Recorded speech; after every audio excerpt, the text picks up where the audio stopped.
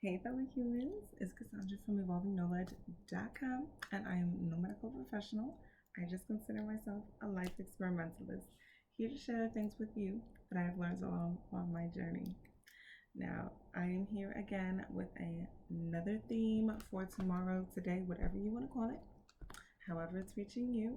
And the card that I picked for today is something that I just love about life, and it's just probably one of my favorite words, and that is empathy. Such a beautiful thing when you really fully allow yourself to experience empathy. It can really be so beautiful. I am open to seeing both sides of the situation. I am open to seeing both sides of the situation. So, it's kind of funny because one of the things that my daddy would say all the time when there was like an altercation or when he was like dealing with other people, you have one person's side of the story and you have another person's side of the story, and you only have 50% of what really happened. Because you know what? You're only getting people's perspectives and their perception of what really happened.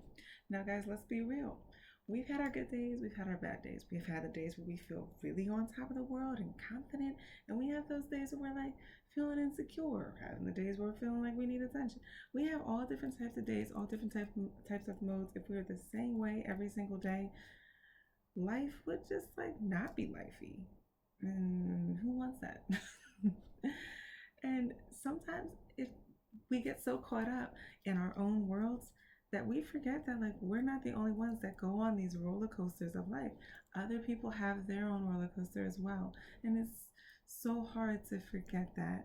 And it's to put ourselves in that person's shoes and to really be like, okay, you know what? Who knows what's hitting them? If they're being rude, you don't know what's irritating them. And not saying that it's okay, but at the same point, guys, there's no such thing as right or wrong. And I know my parents would hate hearing me say that, but I say that because if there are certain things that have gone along in my world, in my perception, in my views, in my experiences that have taught me one way, okay, and you have gotten your own experiences, your lessons, and your teachings that have taught you what is the right way, just along with every single other person in the world.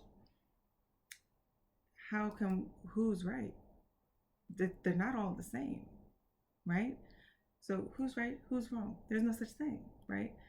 So when it comes to dealing with these with people, we have to understand and we have to come to them with love and understanding that everybody is different and everybody is unique and everybody is just as entitled to being who they are, just as we are entitled to being who we are.